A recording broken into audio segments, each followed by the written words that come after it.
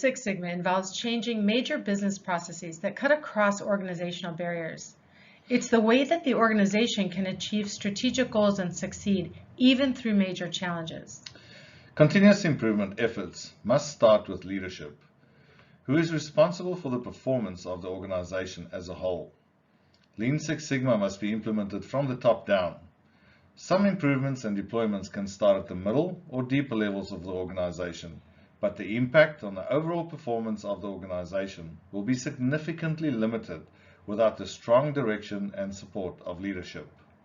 Leadership starts the process of continuous improvement by identifying gaps between our current results or processes and our goals or objectives. These gaps and opportunities or ideas for improvements come from many sources.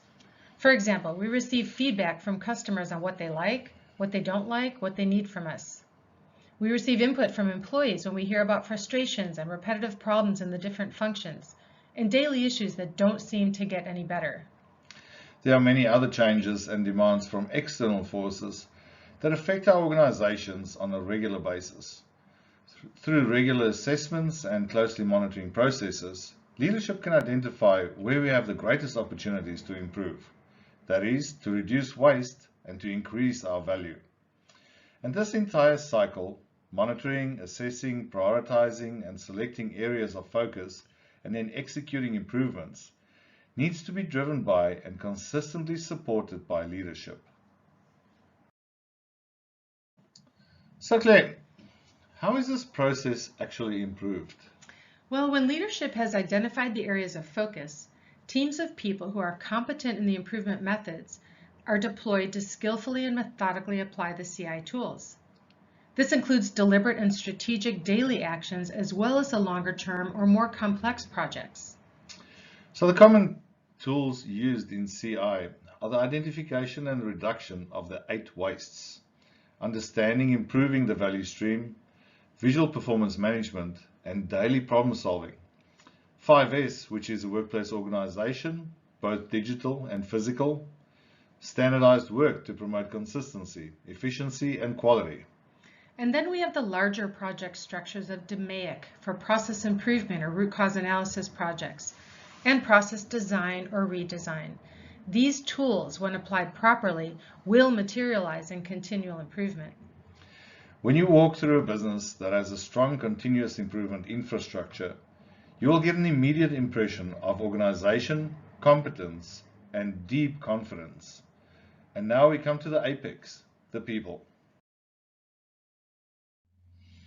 With the foundation of leadership support and continuous improvement, and the skilled application of the Lean Six Sigma methods and tools, teams become stronger and better at communication. That is, they understand their role. They have mechanisms to communicate between each other and between functions, and they have a solid understanding of their customers, and they have structures in place to quickly and effectively identify and resolve issues. So they are competent at problem solving, which allows them to continually improve their workplace.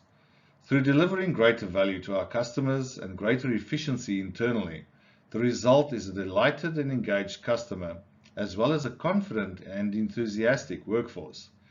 And this is something that is worth going after.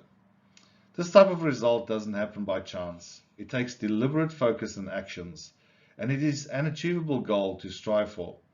And it doesn't happen overnight, believe me. To make this work and to have real results, it takes patience, persistence, and a little humility and the ability to be inelegant. Let's talk about these real quickly. When we say patience, most often we won't even notice progress until we look back at how we were 4 or 5 years ago. What do we mean by persistence? We'll never give up. Avoid getting restless and looking for a new management philosophy every 5 weeks or program du jour. Be humble. Arrogant people or organizations find it very difficult to learn anything. The ability to acknowledge our inadequacies, to identify and confront our gaps, those are the keys to our ability to make real improvements. What do you mean by inelegant? Just like me.